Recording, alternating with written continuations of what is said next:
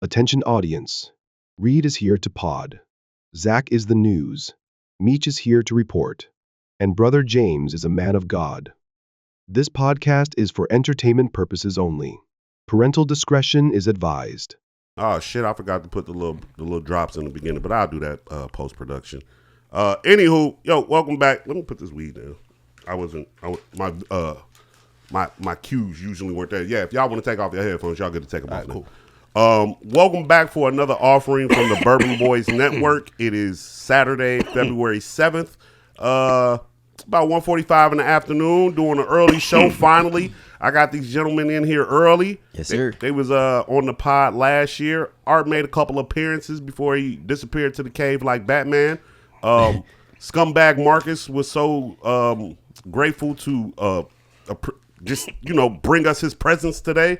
Anytime you get one of the scumbags out the house. Yes, sir. Man, you got to, I don't know when you're going to get the other scumbag in here, but, and Rich is a black superhero, so we'll never talk bad about like him. that. Damon, he is.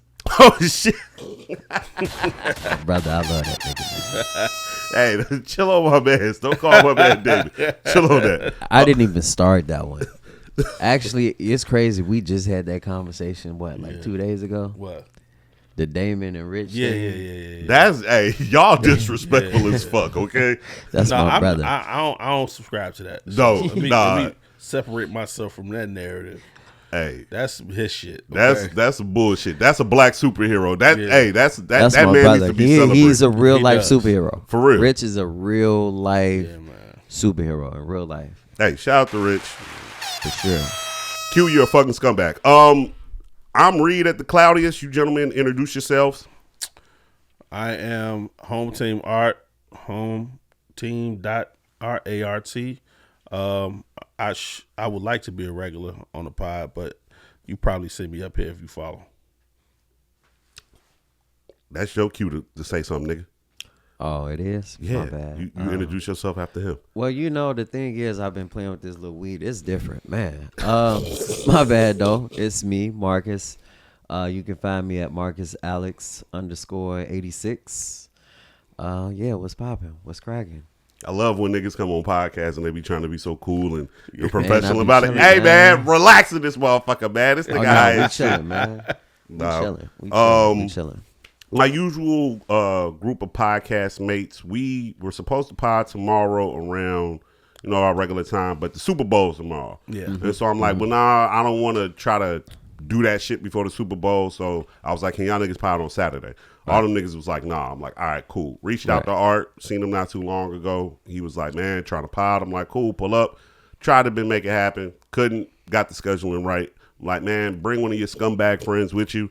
And he brought my second favorite scumbag. He's not my first favorite scumbag. He's my second favorite scumbag. I'm okay with that. And every time I see this nigga with hair, I tweet. But anyway, man, that's crazy, that's null and void. It's a journey. We are here to talk about a few things today. They had a few topics that they had. I had one I wanted to talk about that I'm probably gonna end up being very tinfoil about because I just see a lot of bullshit with it. But let's start off with this Al Haymon shit. What's going on with Al Haymon? Floyd is suing Al Haymon and Steven Espinoza. Well, Al Haymon by the way of suing Showtime and Steven Espinoza. He's claiming that Steven Espinoza and Al Haymon spent money, rearranged funds, rerouted funds that belong to him to upwards of $340 million. He claims that Steven Espinoza, instead of sending the checks in his name, he sent the checks in Al Haymon's name for Al Haymon to do whatever he see fits with the funds. I'm guessing he wasn't fully aware of where the money was going, and he's looking to get the money owed, which he claims to be around $340 million plus pain and suffering. So maybe upwards of $400 million. That's crazy. Yeah, that's pretty fucking crazy. yeah. That's a lot of chicken. And what's crazy about it is that Al Haymon built an entire brand off of Floyd Mayweather's trust. PBC became the premier standard for boxing when you had already had Al Heyman and these guys. I mean, not Al Heyman. You already had Bob Arum and these other guys that's been in the game longer, and so it's like Al Heyman had this reputation of, I'm coming to save black boxers. I'm going to give them wealth management. I'm going to give them the opportunity. I'm going to give them more of their money of the split of their fights. He came with this philosophy that he was going to empower the fighters, and he was going to make sure that they will be taken care of well after their boxing days. And he was going to manage their careers in a way that, because boxing historically has been a predatory plantation kind of sport. It's Mandingo fighting. Yeah, so he was going to change the outcome, change the rules, and that just turns out to be a lie. A bunch of malarkey. And it seems like he was Bob Arum. He was just another Bob Arum. Do you think this is why we get people like Terrence Crawford moving the way they moving? Yeah. Yeah, for sure. I was one person that criticized Terrence Crawford because I believe what the boxers believe, that Al Heyman was coming to save boxing.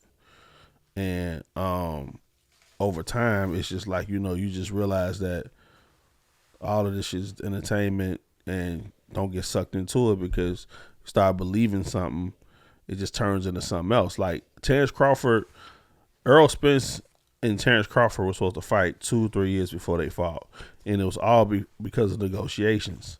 And even the guy that Turkey Al-Sheikh, who's buying boxing now, who's come over and bought boxing pretty much, he's just buying up all the fighters because there's no money in boxing. Terrence Crawford had him and told Errol Spence to him man to man, like no promoters around. Terrence Crawford historically has been represented by Bob Arum, so it's Bob Arum against Al Heyman. That's why it's hard for them to do business, right? Top rank in PBC, right? So Terrence Crawford went to Errol Spence and was like, "Yo, I got the Middle Eastern guy. He's guaranteeing us $50 million apiece." With these young athletes that don't have nobody to show them the business the right way, he tells Terrence Crawford, "Oh, I don't know the people. I'm going with Al." Neither one of them made anywhere close to $50 million that fight. It was, first of all, it was the biggest fight in boxing, and they called it a cultural clash because they were both black fighters. Oh shit! Wow. So Crazy.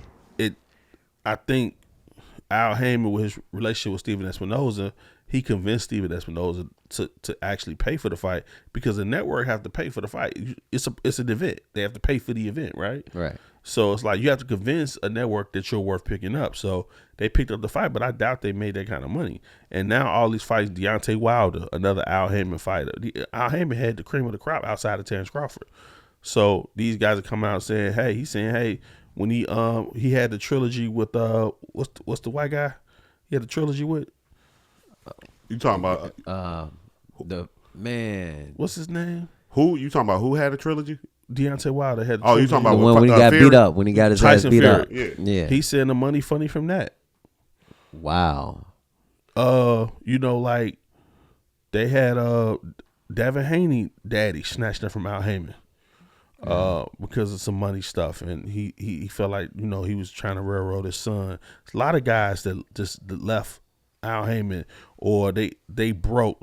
Adrian Broner, 1 year after Adrian Broner fought Pacquiao, he was dead broke. Why is that? So let me ask a question, because you sound very passionate about this. I'm not really into the ins and outs of boxing, but you sound very passionate. Yeah. But from what you're telling me, it sounds like I'm starting to understand why we have the shift in boxing that we have.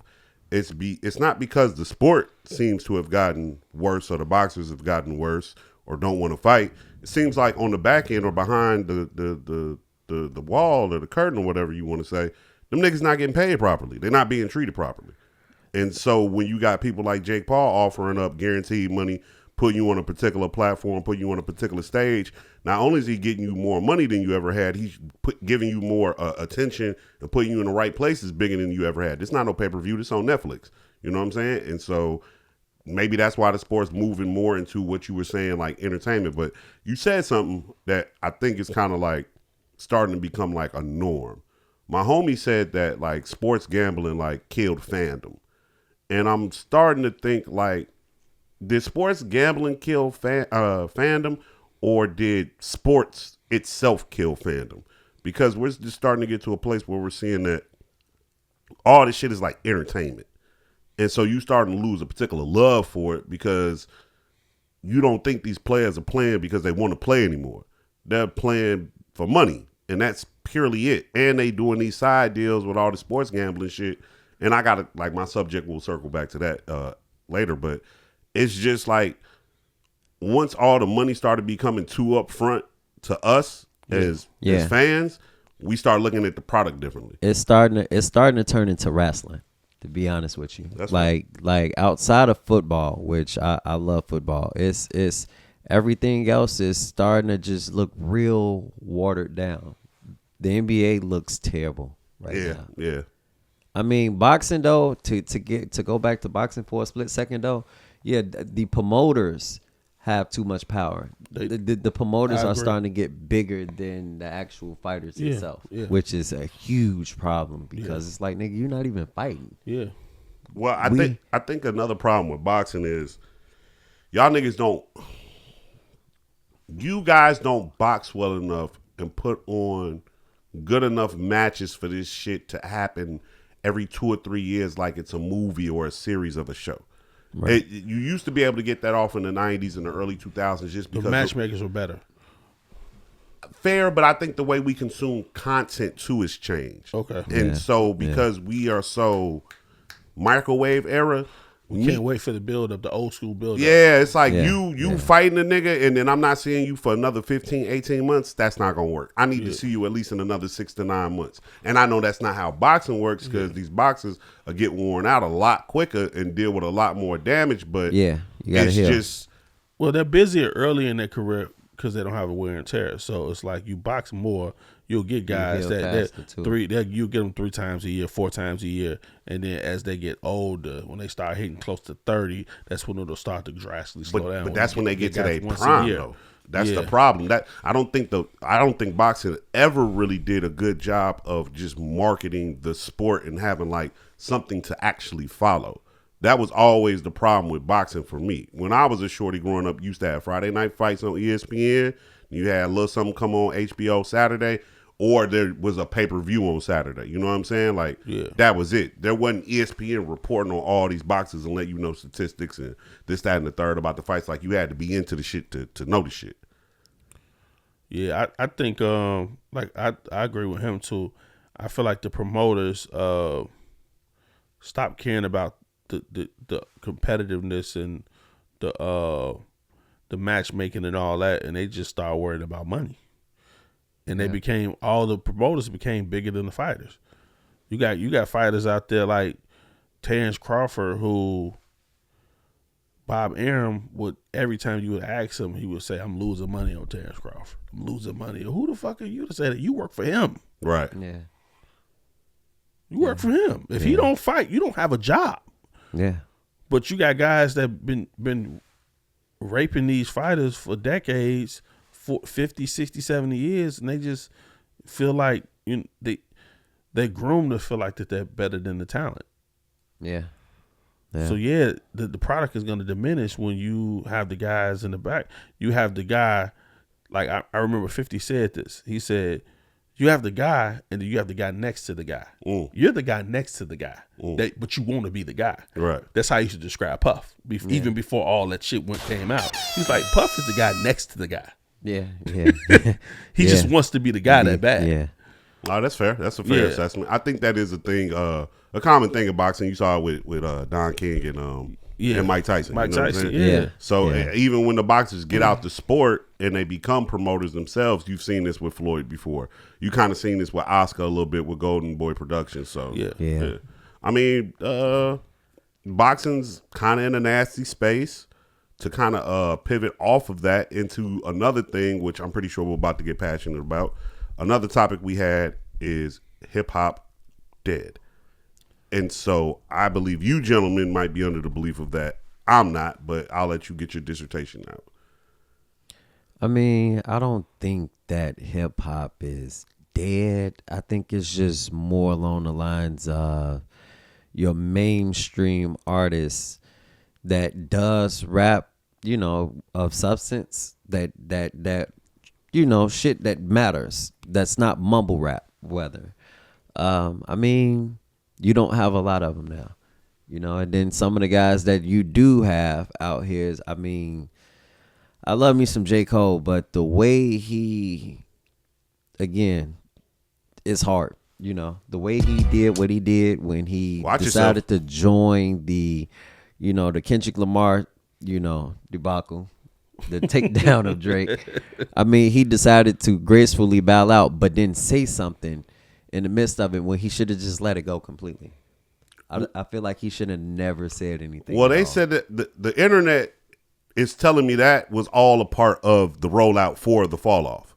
They're saying all of this is method acting rapping. This nigga's on some show choir shit. Like, he did that on purpose. Like, that's why I have a whole problem with this whole J. Cole shit. Like, wow, people are really championing this music, and I'm just like, nah, bro. This nigga turned into Logic on this album. Like, I listen to rap. You're a rap purist for sure. So I listen to the album. I don't even want to get into my dissertation yet. I rather someone. Art, go ahead and tell us how you feel about the Cole, or just hip hop being dead. Is hip hop dead to you? Oh, I think hip hop is. I wouldn't say hip hop is dead. I think hip hop is transitioning into something else. I think hip hop is no longer the top of the hill. Okay, it's as far as like being the top music. Yeah, the top music genre. Yeah, I just think it's no longer going to be at the top of the hill. And hip hop's been on top of the hill for so long, we don't know what it looks like when something becomes more of maybe popular, a cult, unpopular cult. So it's like, is hip hop going to become like a poor man's sport? I don't know. Like, what it's going to transition to, like something that, you know, purists. They call it like purists, or, you know, people niche. You know what I mean? Is hip hop going to be diminished to just a niche thing? Yeah. It's like, oh, you into hip hop? Okay. Like, you know what I'm saying? So I don't know what it looks like going forward, because I just seen a shift in executives not caring about the talent. If you don't care about the talent, that means you don't care about the genre anymore. Yeah. Well, the talent, it doesn't matter now. I just care about making money. I don't care about messages or anything. I just care about money. The bottom line. That's all I care about. You fire the A&Rs because it's like, it's not about talent anymore. If you got A&Rs are supposed to go out there and find the talent. We don't care about the talent. We're going to get on this internet and we're going to look up some shit that people like, even if it's terrible. But if they're looking at it, we don't even care why they're looking at it. We're going to sell it. Now it's all about money. And I'm just like, with that shift in the way hip hop's being handled, it's like, yeah, it's about to be gone. It's going to be gone out, and I don't know where it's going. I don't think it's gonna be gone. So no, I'm saying gone from the top, like from being like. But see that I don't care about. See, this is my thing about hip hop. Hip hop started off as something cultural. It was music, and then it turned into business. And I think the problem with the business aspect of music is they jumped the gun with streaming. Yeah. When you took this from a physical product to a non-physical product, that's where you fucked up. Because when you have a physical product, you have to employ people to make the physical product. This really has to run as a business. We really have to push and sell these units. Yeah. Right. Now that that's gone and we can just distribute it by clicking it, a lot of that infrastructure moves out of the way. A lot of those people move out the way because it only takes pretty much so many people to run some servers essentially and look at data. You know what I'm saying? Yeah. And at the same time, you have the internet allowing more artists to bypass having to go to a gatekeeper in order to get their music heard. I can just press upload right here, and now it's available to everybody. All those conundrums kind of happen at once. And I don't think the music industry was paying attention to, one, you should have never really took away the physical product, and two, to what y'all are saying, instead of going out and looking at what's hot, go out and look and see what can be developed. They stopped developing talent. Yeah. But as y'all said, the people who started owning these companies started only caring about monetizing, because hip hop became big in the early 2000s. Hip hop became a big thing in the leading popular music genre at the same time of all of this shift. So it went from being about music to being about ad revenue essentially and selling this shit so we can put it in movies and put it all in these different places. So the type of music that was being made and pushed started to change. And that's all they wanted. And now we're to a place where that's kind of fizzled out. Selling music is kind of fizzled out because you took the physical product away. So there's not that money in it anymore. And streams, like, what's the stream really worth? It's like the US dollar. Like, who really makes up what the fuck the shit is really worth? You know what I'm saying? That's a little jab. I mean, but look though, but how we get music and how we receive music is completely different nowadays. Yeah. You get some of your artists off of social media and YouTube and But that's the point I'm trying to make. now. But that's the point I'm trying to make. At the same time, the label stopped developing talent. Artists stop caring about needing a label because I have the means in order to build myself up and become popular. I don't need you anymore. Yeah. I just don't. And I think to speak to what y'all saying, like, yeah, man, I don't care that mainstream music is getting terrible. I never was really into mainstream music or looking to mainstream music for my source of what I like to digest. I'm always digging for some new shit, some new artists. I'm always listening for what's new because that's how you come across niggas who, quite frankly, I've come across people that people barely know about that make just as good as music, if not better, than all these mainstream niggas. Right. Even I've heard mumble rap that niggas don't know about that's better than the mumble rap that's being sold and pushed to us. You know what I'm saying? Yeah. So I just think, and this is back to a concept that I've been pushing. Y'all might not have heard me say it, but buyer beware. We're in a time where it's buyer beware. Right.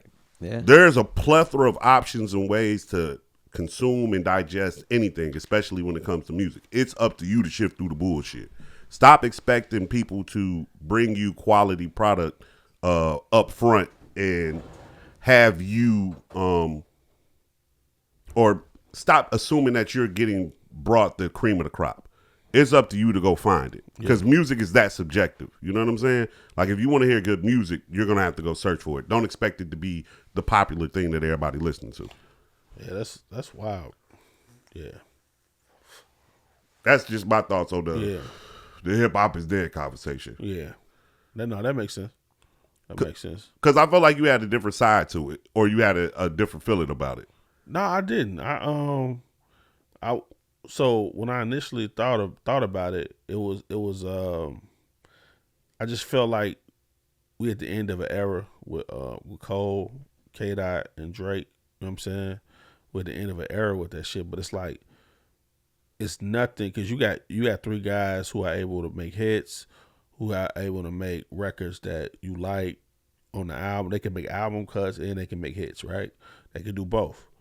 And it's like with them beefing, and it feels like an end of an era. Like they're transitioning out, right, in the near future, and then it's like, what comes after that? But see, I think that type of consumer is shifting out too. That's the point I be trying to make.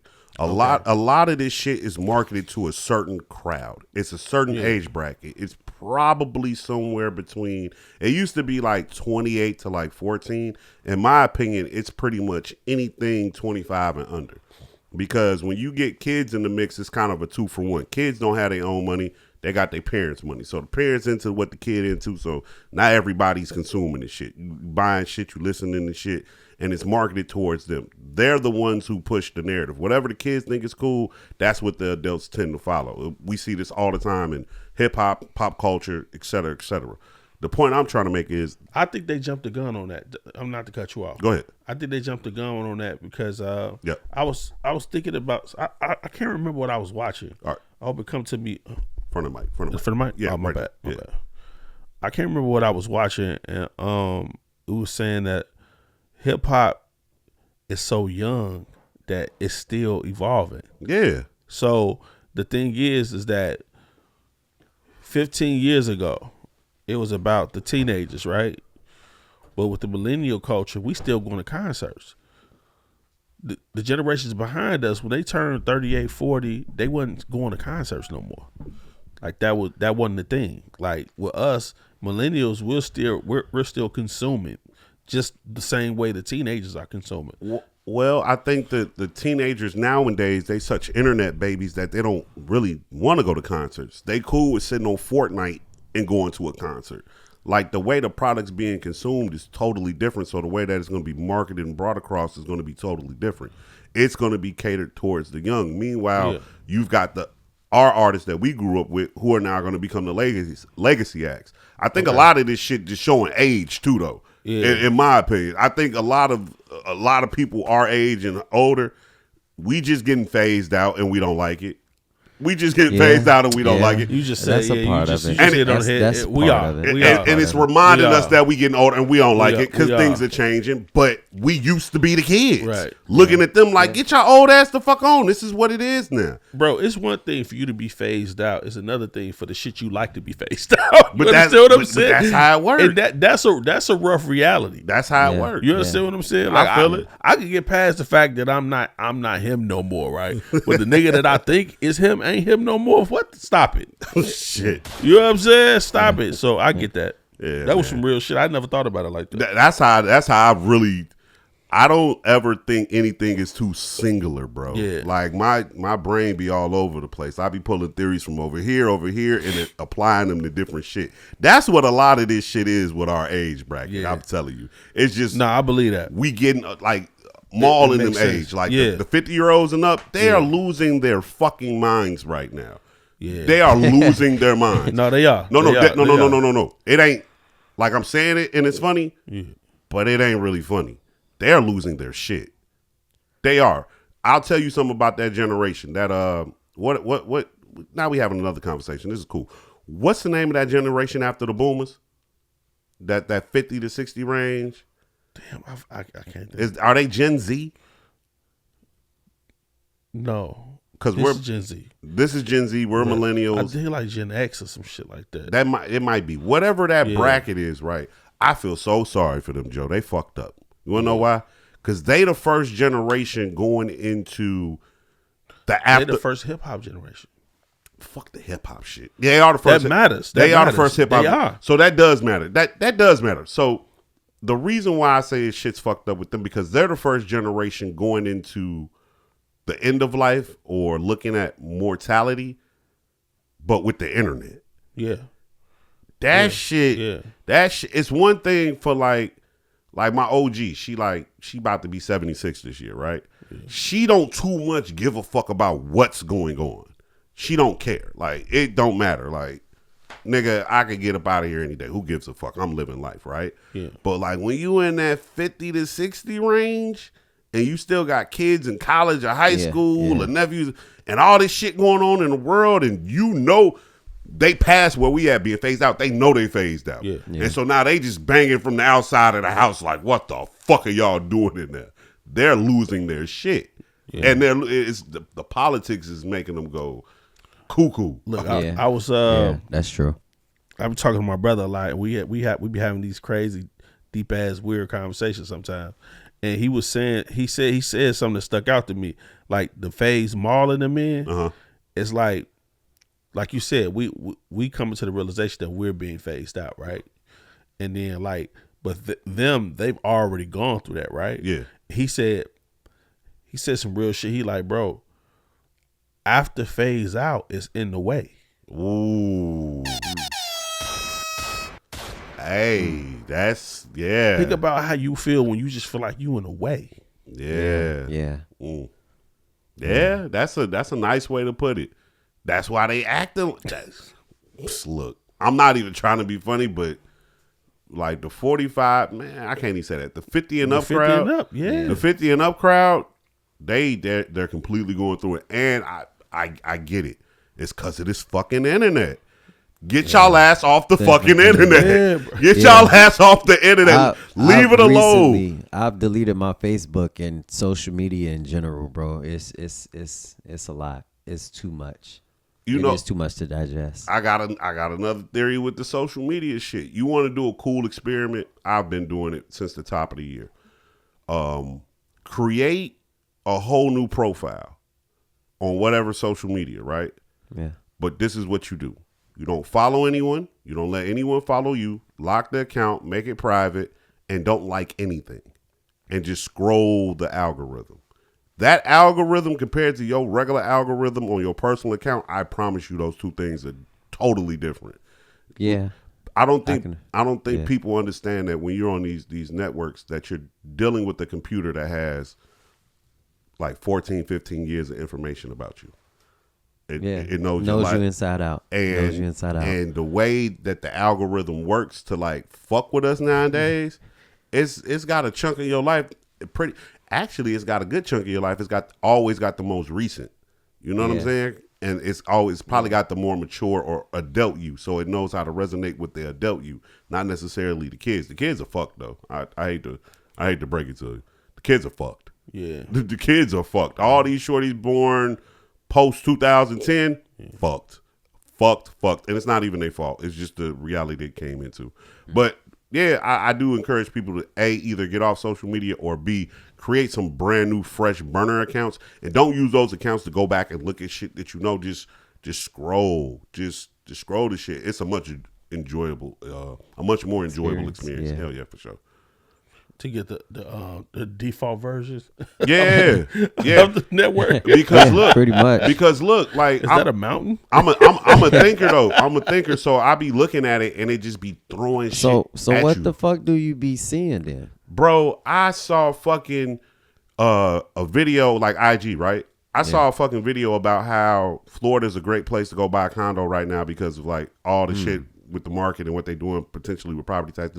I would have never saw that on my regular page. Why? Why is that? I seen another one about how to make this particular type of cookie that motherfucking Insomnia cookie makes. That would have never been on my. Like I'm just seeing a plethora of shit. I'm not only seeing just black fat ass all day. Yeah. I'm seeing. I'm not seeing white fat ass. I'm not seeing no type of subjective shit like that. I'm just seeing just shit that's informational, shit that's cool. Shit about travel, shit about anything, like different news segments. Like it don't know. Like I'm looking at something, and be like, I don't know what the fuck to do with you. It's giving you the kind of variety you need to start building your personalization file. Yeah. Right in the mainframe. Yeah, and it's trying to just throwing things out, and it's trying to hoping you click. You know what I'm saying? Yeah, but it's really all clickbait. Yeah, you think about it. But it's cool though, because it's is. like cool. Like I'm seeing some cool shit. I done found a couple restaurants with this motherfucker in different cities in here just because it don't know who the fuck I am, and I'm like, cool. I like it like this. Yeah. Now I'm starting to understand because, like I said, I'm a thinker. That's why I even did the shit in the first place.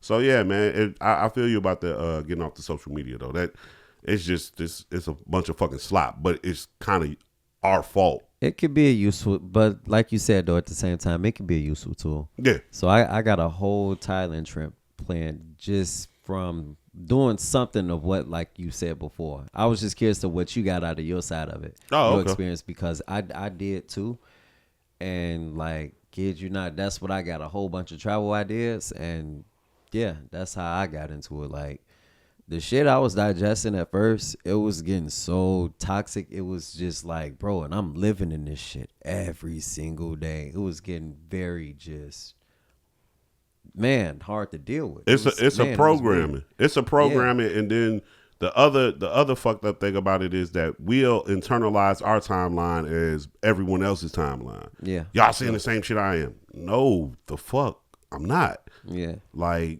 that's why we have so much. It's feeling like simulation, bro. Like it's feeling like we all got our individual profiles, and it's steady loading for me. What I don't like about it is that it knows us more than we know ourselves.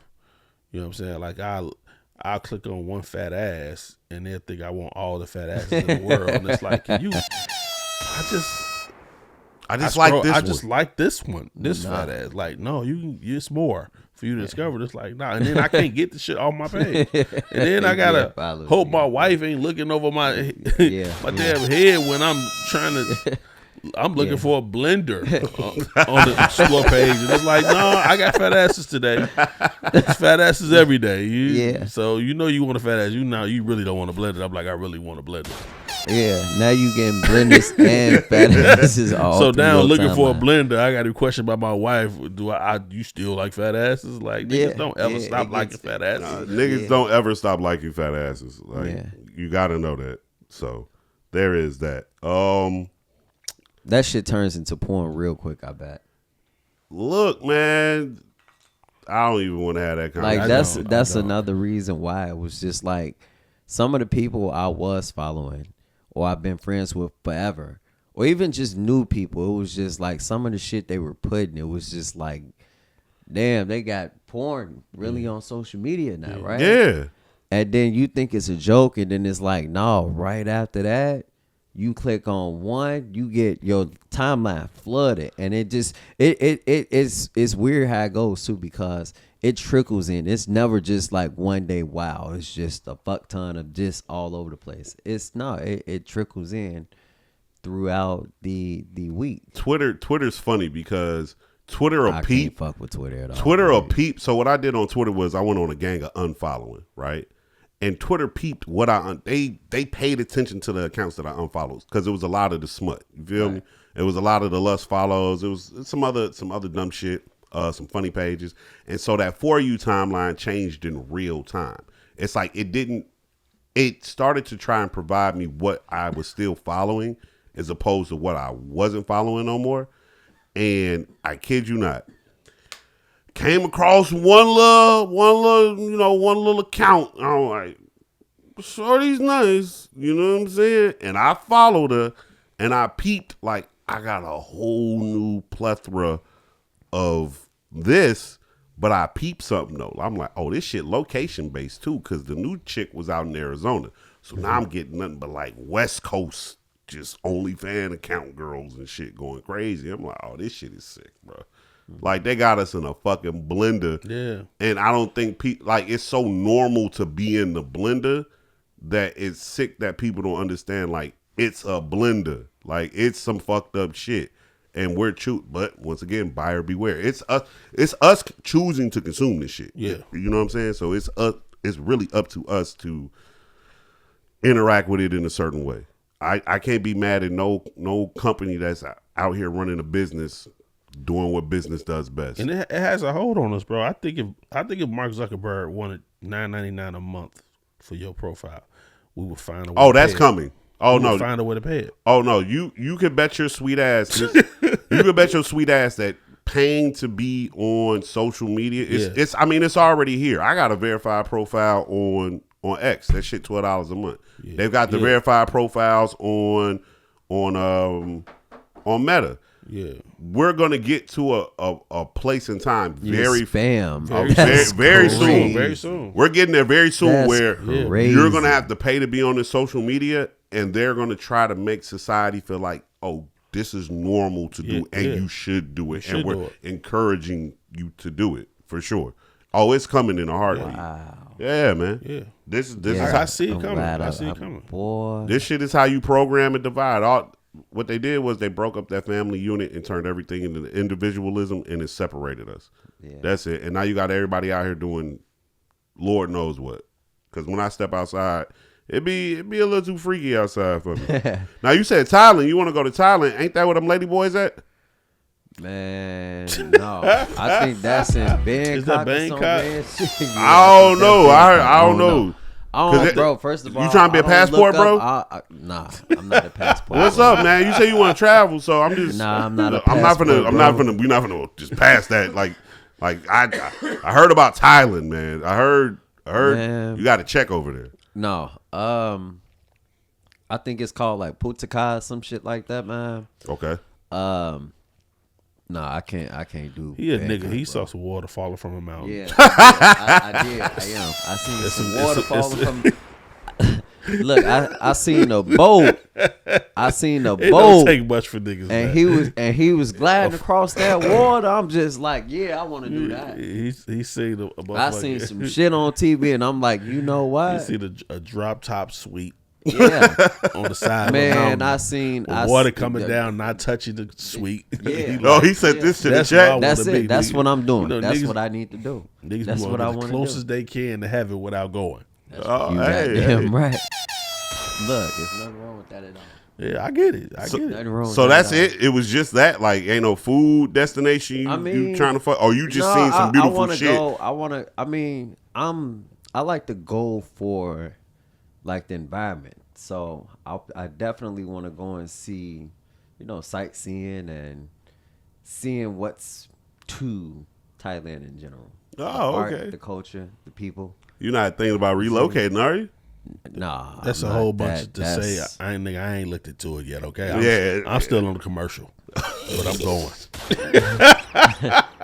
That nigga still walking around with the brochure. Yeah, with the brochure. I want to go sightseeing. You said the shit that's on the front of the brochure. All right. Yeah, no, I mean, I you know, I know. I gotta keep it private. Got you. Okay. I gotta Okay. keep We'll Say no more. Well, this is your topic that you had. Art sent this to me and said, "This is your topic." Yeah, Are you sure this is your topic?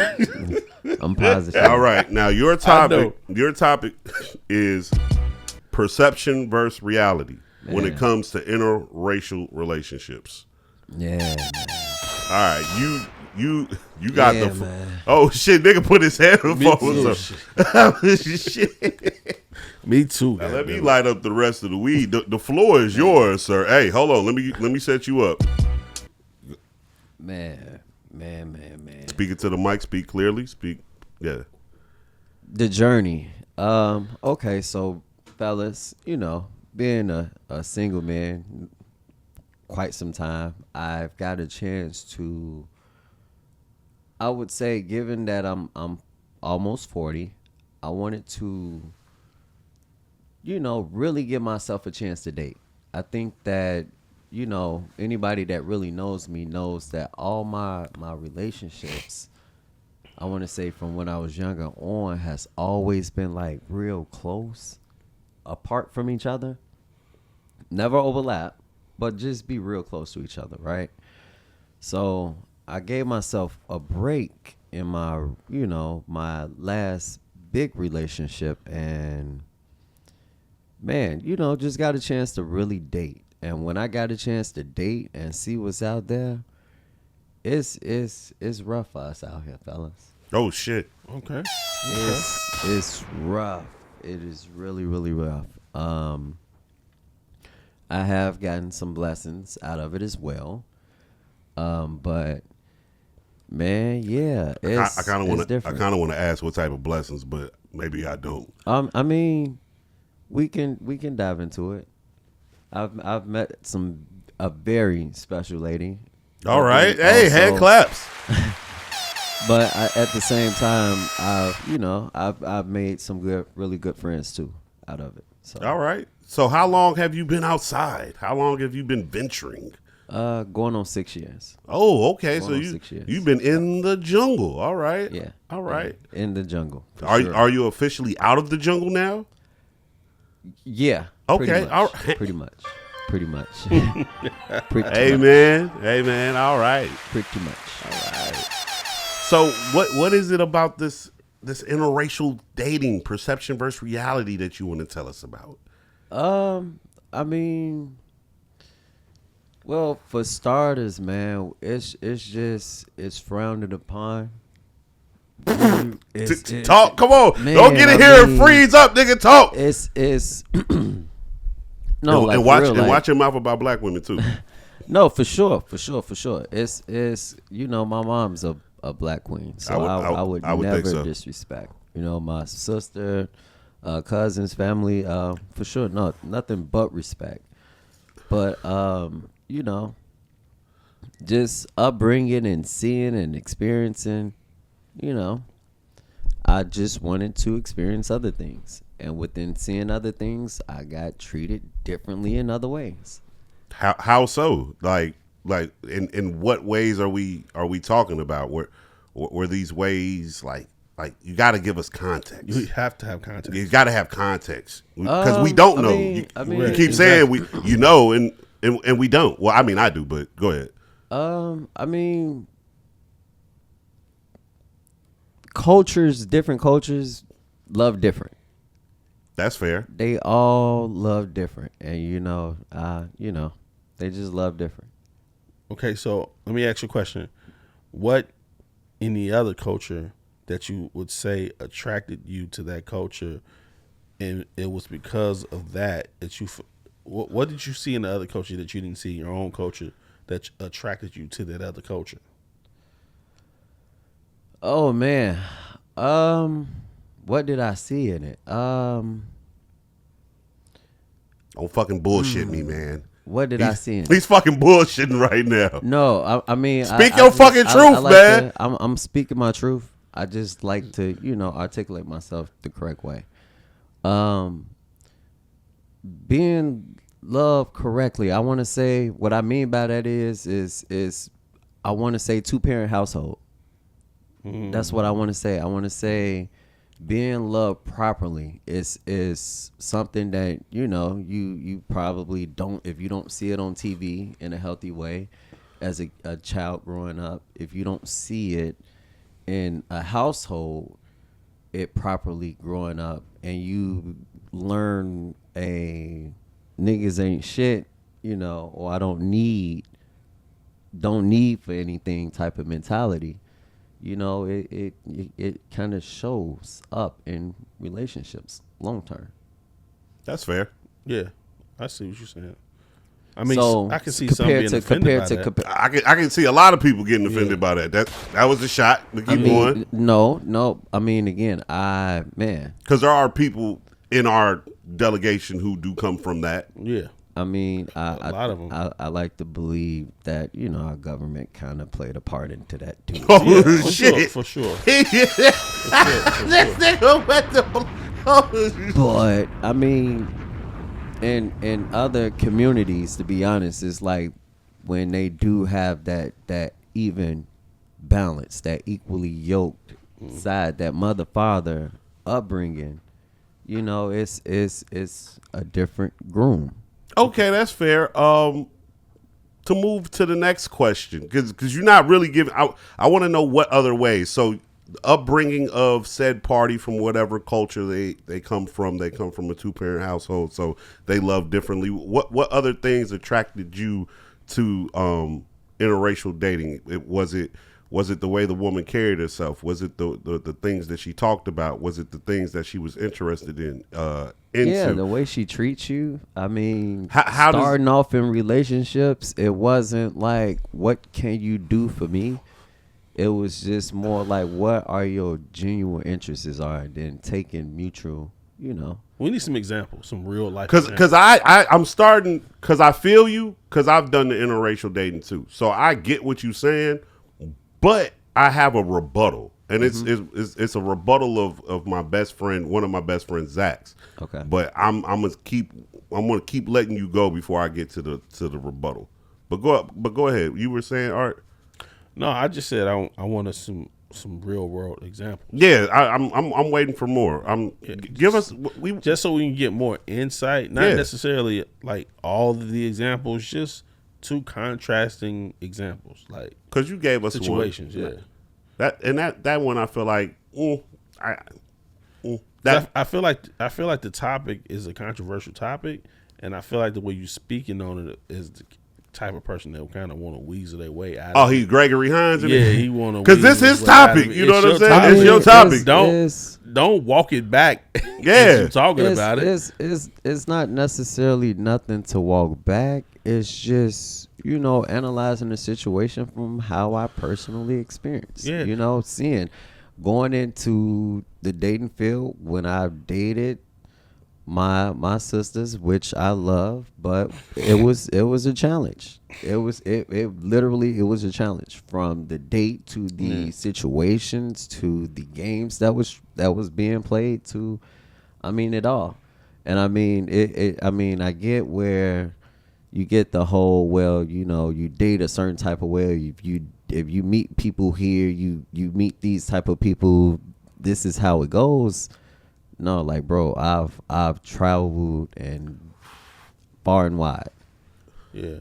And I think that I'm just saying this because so let's do this before I go into that. When you say I'm part of an interracial relationship, right? Yeah. And the interracial relationship, you speaking of the cultures, can you say that? Like, what culture are you talking about? Like, what you like, where you've been going in your cultural direction? Yeah, I was going to ask you, how much interracial dating have you done? Yeah, I've dated an Eritrean woman okay. before, She was super dope. Currently dating a Puerto Rican. Okay. Um, So 2. yeah, Latin. Dos. So Dos. dos. So Dos. your Well, he had Mexican too. Yeah, Mexican too. I've Yeah. done the Puerto Rican. I've done the Mexican. Latin. Yeah, Same. Latin. Latin. So- I've been out there. Yeah, I've done the bunny once or twice. So, but what I'm trying to I've understand, been there too. I mean, bro. Yeah, I mean, I haven't. I've only had sisters. cause for me, you talking a little big with ratio. I'm a ratio nigga. You telling me like your 2 or 3 experiences over here have been better than life over here, and you telling me like this is that much better after just no, okay. So I mean, again, like, so my first experience was black woman. You know, that was a very, very fun experience. Shortly after, I dated a Puerto Rican woman. Lasted a little, about a year or two. Then left and went back to my black queens, and I stayed in that situation. And I'm telling you that in between those times, the way they love, it was different. And then moving forward and down the line, I continued to date my black queens, and man, I had a moment where it was just like, you know what, I'm gonna try something different because what I'm doing isn't working. And I was always suggested by other friends, like, yeah, try something different. So I did, and within trying something different, I mean, I like to compare, and I compared some shit, and it was just like, okay, this looks very different. So I looked at, I mean, again, the situations, the upbringing, and yeah. what else? I need something. I'm looking. I know what you looking.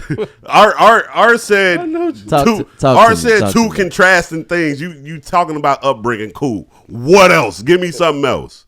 Like what else? Because you said okay. I'm okay. We homies, so don't be mad. Talk to me. You dating a Puerto Rican. Yeah. What is it about this Puerto Rican woman? What is it that she's doing? How is it that she can't? What's up with Shorty? I mean, Like, is she really Puerto Rican, or is she like the Puerto Rican girl that act like black? Like, do she be with the niggas? Like, No, do she be up north? Do like no, like, she's Puerto Rican? Puerto Rican. Puerto Rican. You okay? All right. So 100%. all right. And how long y'all been dating? About 6 months. All right. You been around the family? Yeah, a little bit. How's that experience for you? Oh man. Again, it's they are heavy in their culture, the way they love, the way they embrace, It's just really different. It's different. Did you feel comfortable in said situation? Did you feel invited? Did you feel included? I did. I did. All right. I did. Okay. I'm more of a standoffish guy, and they were really kind of like, embracing. They For handed the you first time, and it was recent too. So They hit you with a cerveza. They was like, "Here." All right. No, I'm just. yeah, no, for sure. I'm kind of turning For sure. it. I kind of got to go at them now Yeah, because yeah. I'm still looking for number 2. So what is it like?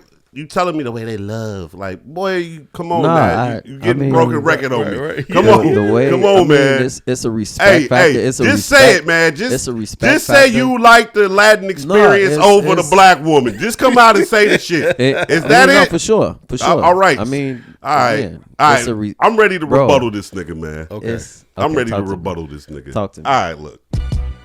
Talk to me. My nigga Zach will tell you.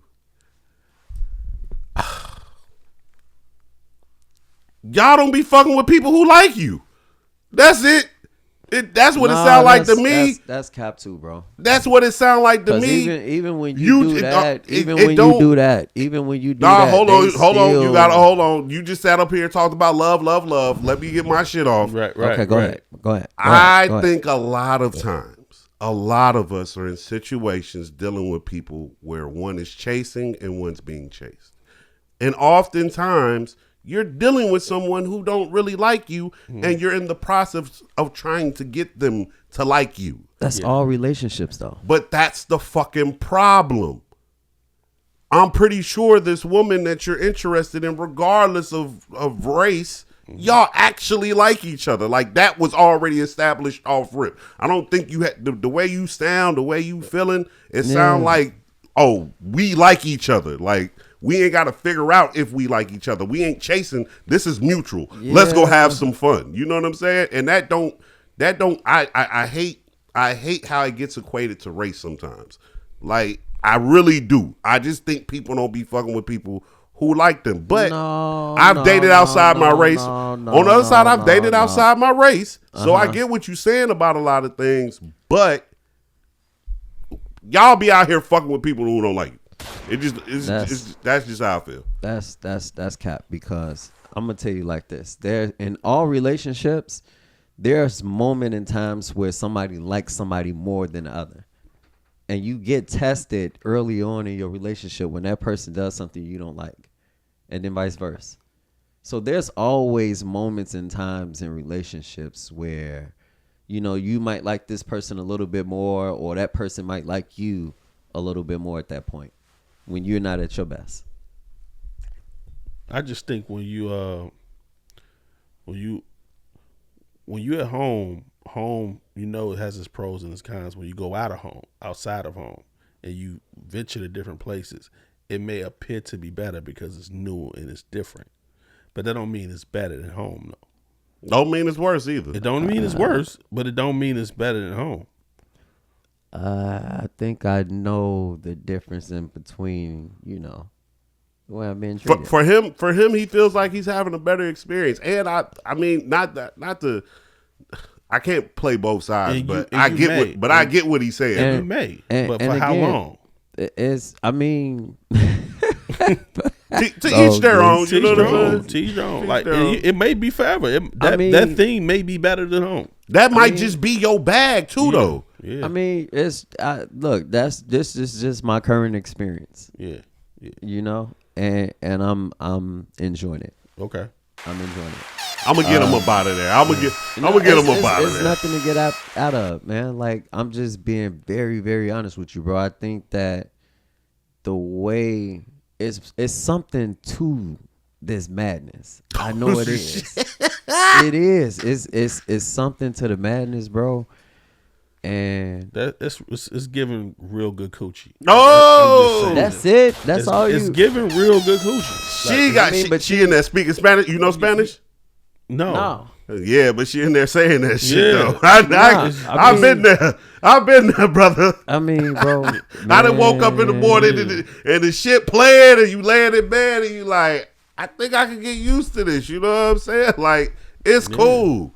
Cause she was in there saying some shit the night before, and I didn't know what she was saying, but she was showing me what she was saying. I've been there. You know what I'm saying? It's fun. It is fun. Well, I will say in the Latin community, man is still king. Yeah, that is one thing culturally that does align over there across. And see, that's regardless of whether you dealing with the top of the top or the bottom. That's like some shit embedded in it. It's cemented. It's like I said, you're treated different. I'm not mad at you for feeling that way. I'm just saying I was trying to get a better understanding of what because you was getting real general so we just kind of wanted some hardcore. We was trying to get somewhere. I mean, you're treated like a king. Okay, yeah, I can see that. You're treated like a king for sure. You like getting your feet rubbed? Man, look. Ain't nothing wrong with it. Dogs be barking. Hey, I work them hours. Yeah. Hey, what you need? I ain't mad at you, my boy. I'm gonna get him up out of there. I told my wife my feet hurt. She told me hers did too. That was it.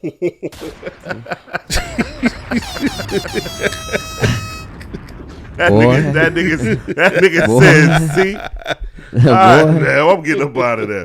All right, so my little topic that I wanted to speak on was the athletes and the prediction markets. Mm-hmm. Like the poly markets and the other one that starts with a K. I never know how to pronounce that shit.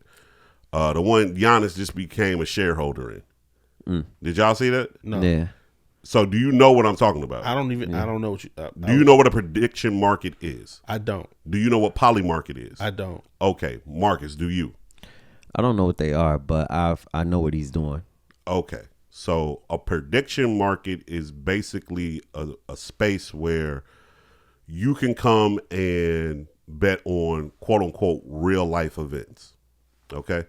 And poly market is probably, yes, you could bet on like who's going to be the next president, if the U.S. will strike Iran before a particular date, will the price of gas go up to this, that, or the third, will the weather be this or that today, the over and unders on temperatures. Like you can bet on anything. Now what's so cool about these things is that poly market, these places don't back the money, right? They facilitate people making their own market. So I'll come on there, say this, put my money up, and it allows people to bet with it or against it. Yeah. So it's like an escrow, like an advanced escrow. In investment terms, yes. Yeah, like you just holding the money and then releasing it To whoever, right. Yeah. But we ourselves take a piece of the commission for facilitating said place for you to have the market.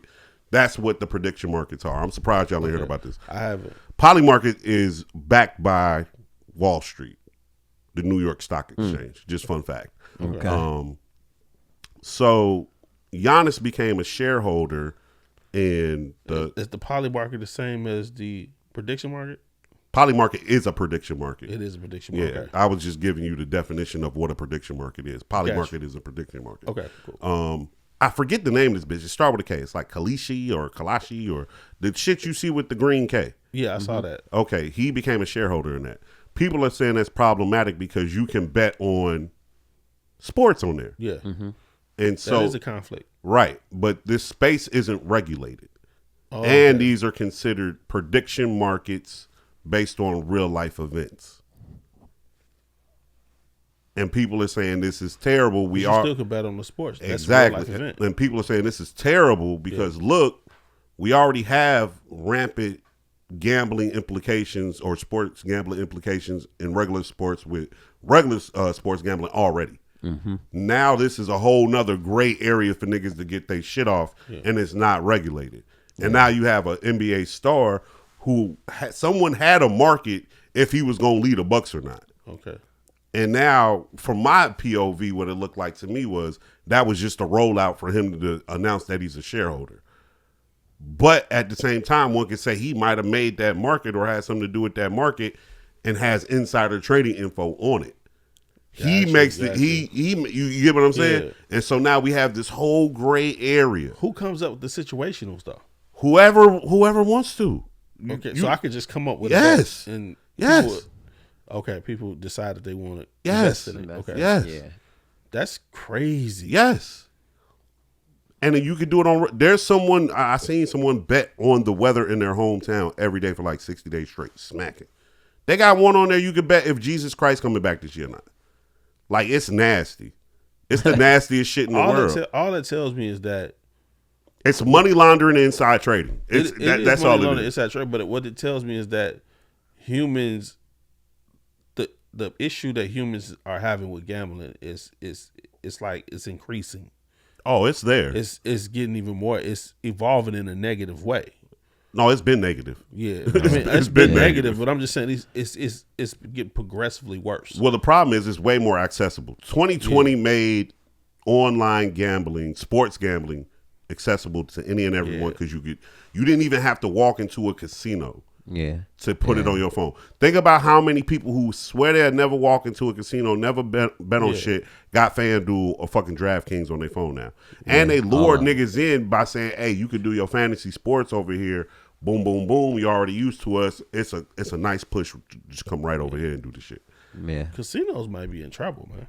So a lot of the casinos are starting to either A, develop their own prediction market or B, partner with one of these other ones. Yeah. But the poly market shit is, like I said, once again, backed $2 billion by Wall Street, New York Stock Exchange. That's just something you could go ask chat. Fun fact. Just look up who owns poly market and then go look from the human aspect of it. Like, oh yeah, we fuck. We just getting caught up in every fucking rat race, like every little ploy. We're like getting every little ploy, like just gambling. Like you trying to predict. Like just think about people who want money that bad to where they will entertain the thought of gambling on something that may happen next. I mean, we And do it really all, be passionate but about but this we've been doing it for life though. We just have a this is nothing new. People make bets, handshake bets all the time, bro. Mortimer, bet me $1. It's just that we have a place that's it's this. Yeah. This is what Yeah, it's this all in is your what's hand. making it It's nasty. all in your phone. Look, bro, when I used to work up in Sterling Heights, Michigan, right? I used to work up there at this plant, and we made like plastic pallets. Whole point is, I used to work with a gang of like Hispanics. These niggas would flip quarters for hundreds of dollars all night, all night, Yeah. all night. Flip a quarter and bet heads or tails, $100 a rip. Yeah, you right. And so all you seeing now with this shit is if they'll do that at their job on the clock on the floor, what the fuck you think they gonna do with their phone? Right. And then you've got everyone, see, like, it's sick though. Everyone's a conspiracy theorist now, right? Yeah. So now you get to bet on your conspiracy. Yeah. Oh no, they smoking shit. Yeah. But really, to me, what I see it is, it's a free for all of money. It's got to be some type of free for all for money because people be going on there making a bet 2 days before some shit happens. Some shit happened, boom, they make hundreds of We gotta thousands. fall out of love with money, bro. Well, that shit's That's the only dead. thing I'm gonna say. Was we Well, gotta fall out. that shit's dead. As humans, we gotta fall out of love because that shit is killing humanity, bro. That shit's dead. It's all the way over with. It's killing humanity, too bro. old. We gotta figure out a way to do it. Nah, what you need to do is be like Marcus and go to Thailand, go see some beautiful shit. Start living life a little differently because your mainstream everyday life, that shit's cooked. Especially the shit we grew up on and knew. Yeah, that Shit's shit cooked. over with. That shit's It's cooked. over with. That shit's cooked. If you want a slower experience in life, I suggest you go move to another country if you live in the United States. If you live in one of these overdeveloped worlds, you need to go somewhere else because you're not finna get that's this true. shit. That's I'm not true. gonna hold you. And I'm not trying to be no fearmonger. I'm just being dead serious because this shit is fucked. All right, nah, it's cooked. Nah. What was the last thing? Oh, last thing I wanted to talk about. Did y'all see Glorilla's sister make the public announcement about how Glow don't give no money to them and she needs to bankroll the family? Yeah, I saw that. And she asked for $2,500. Yeah. Do y'all feel like the breadwinner of the family is responsible, like the crazy, not just like the regular breadwinner who got a Benz. I'm talking about the crazy breadwinner who's all over TMZ, dating NBA stars. Do you feel like that type of breadwinner should be responsible for taking care of the family? I don't. I think that you could be the breadwinner and not be able to afford to do that.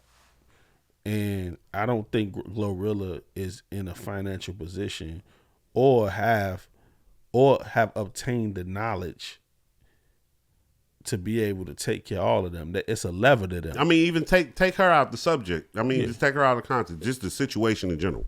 You have a breadwinner like that. No, I don't. No, I mean, I don't. I've never. Yeah, I don't. I've heard of this before. I think like Dr. Dre doesn't like do that shit for his son or some shit like that. He doesn't. And those like he told him go and get his own money. I mean, no, bro. I'm not mad at that at all. That's my money. Now, if I want to give it to you, you know, then so be it. But yeah, I don't feel like I owe you something that I personally work for. I owe you, and me giving you something because I want to give you something is two total different things. That's fair. I think that this whole situation is really like it just shows the crab in a barrel mentality that, you know, we suffer from.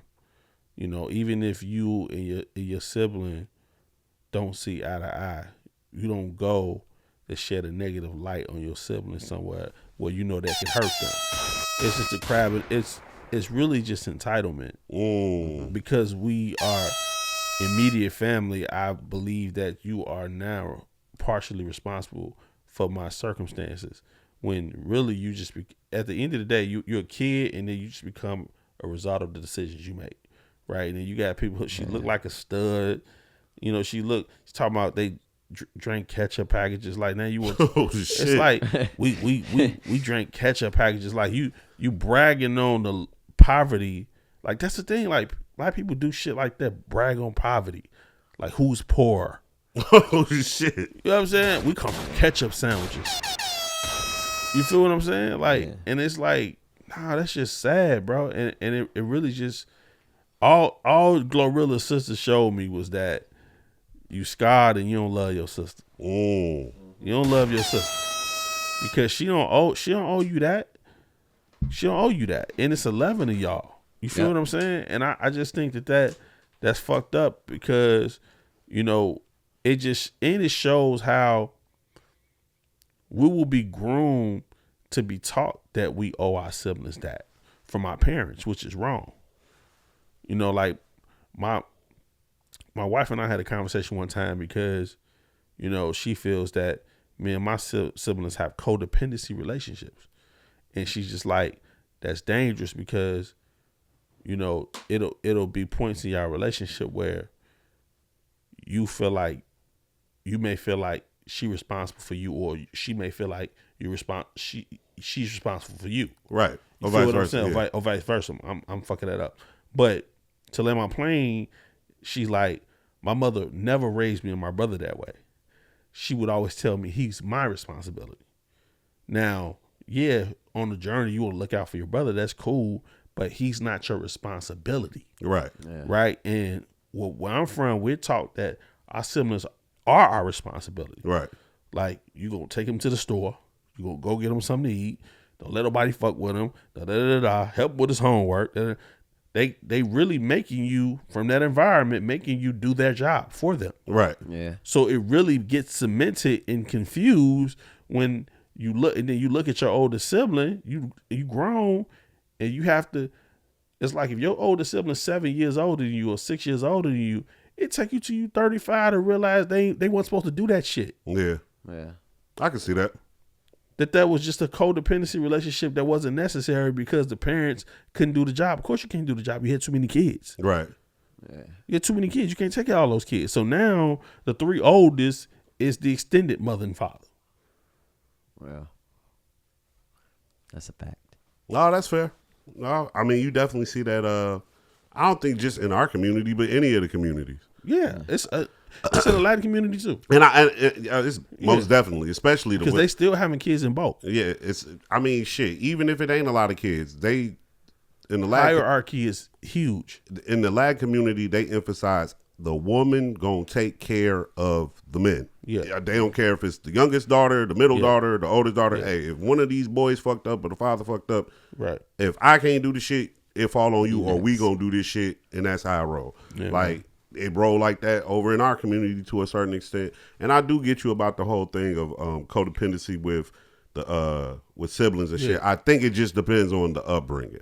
Yeah. I think it just depends on the upbringing, and I do think that sentiment only gets extended so far as time goes on. It just depends on the 2 siblings. Yeah, I think it's the conditions. I think it's environmental. It depends on what they doing individually, because if they both off doing their things and got their own things going on, that tie will just naturally kind of fade out or become a little looser. So there's that. Yeah, I think conditions has a lot to do with it. I'm not saying it like it's more of a cultural thing. I'm saying it more of it's the condition. It's a condition. The harsher the conditions, the more likely that'll occur.